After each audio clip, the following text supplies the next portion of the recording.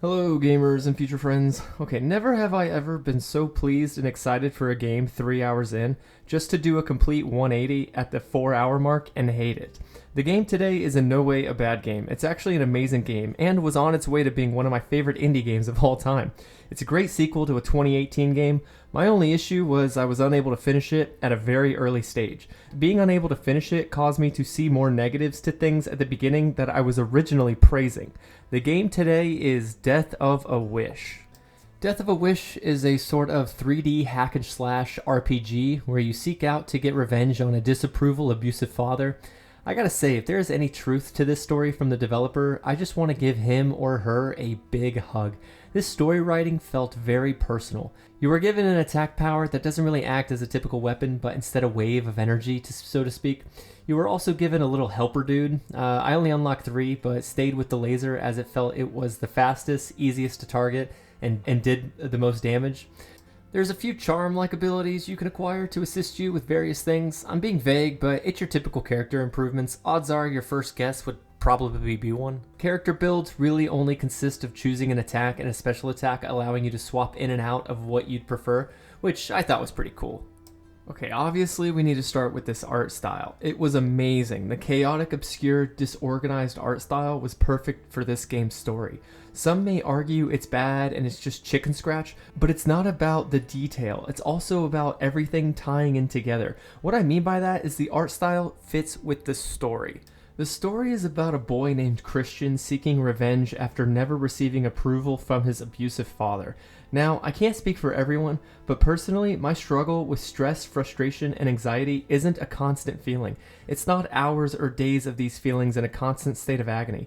It's more of a quick shock event, almost like a flash. I will be fine and happy throughout my entire day, but multiple times during the day will be this quick jolt of pain, anxiety, and frustration. It's so sudden, there isn't enough time to paint a picture of it, and instead it leaves an abstract image, very much like this aggressive chicken scratch of images that this game portrays. And it isn't just the character, it's everything, the people around him, the scenery, the communication.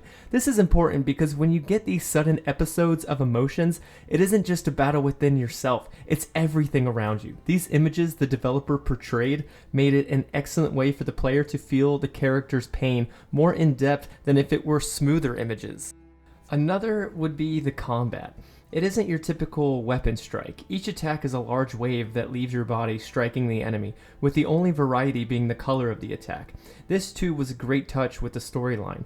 I just felt the character was using every bit of energy to let his anger out. Now, the combat was a good touch, but in the end, it's one of the positives that slowly becomes a negative, and I'll explain why in a minute. As far as world design goes, it was pretty linear with a few paths that branch out. Nothing ever felt like I was taking my own initiative to explore, but always felt like this was where I was supposed to be.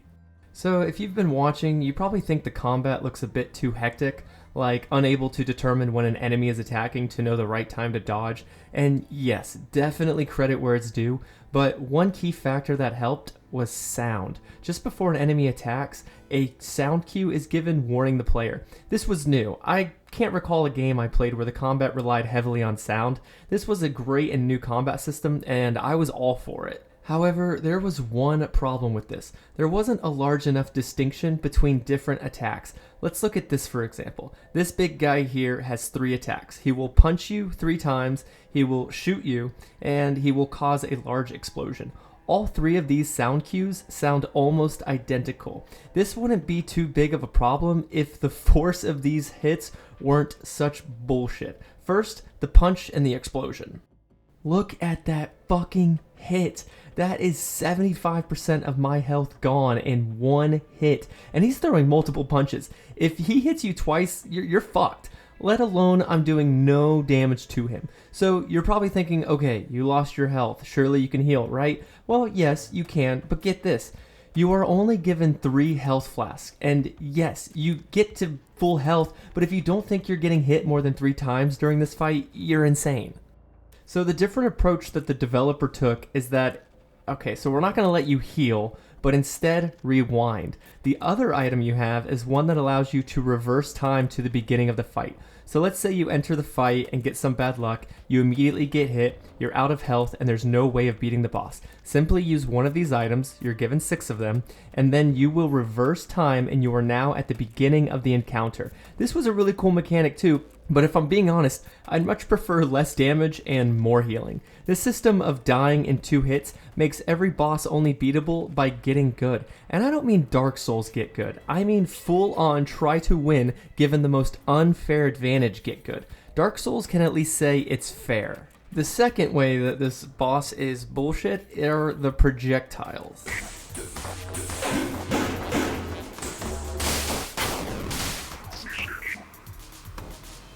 Okay, don't know if you caught it, but when one projectile hits you, it staggers you, causing you to get hit by the next 10, resulting in a bullshit death. This is where a combat system based on sound became an issue. I would hear the visual cue and immediately dodge to parry thinking it was a punch, but if it so happened he was performing his shooting attack, all I did was dodge into his raining bullets, causing me to die instantly since I would get staggered and be obliterated by the bullets raining on me. And this was just extremely frustrating. This boss that I'm showing you here is actually why I stopped playing the game. I couldn't beat him. You may have noticed this percentage building up in the top right hand corner. This slowly climbs with every death. Once it hits 100%, you are warped into a past interaction between you and your father. You defeat him and are sent back to a recent save of your choosing. This save was a bit further back than I had hoped, leaving me to fight a few battles that I really didn't enjoy. After 3 attempts of constantly being brought back, running through the same level over and over again and dying multiple and multiple and multiple, and I mean multiple times to this bullshit boss, I finally decided to call it quits whenever this happened.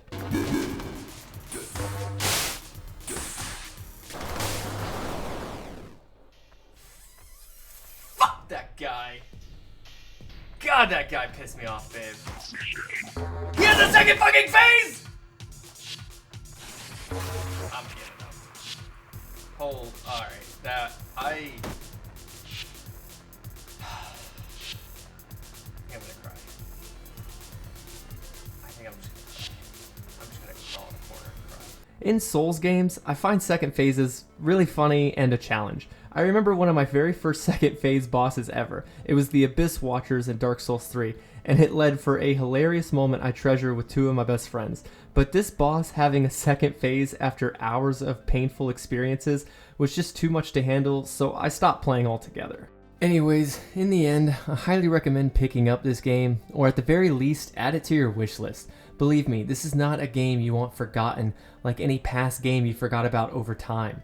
This game is amazing, and I'm sure a possible nerf will come into play, possibly adding more healing or weaker attacks. After looking at discussions on Steam, there are a lot of people on New Game Plus, so who knows, maybe I just suck at the game. But keep this somewhere you are able to remember it when the time is right. It's an indie game to remember. And that does it here, gamers and future friends. I hope you all have a wonderful day.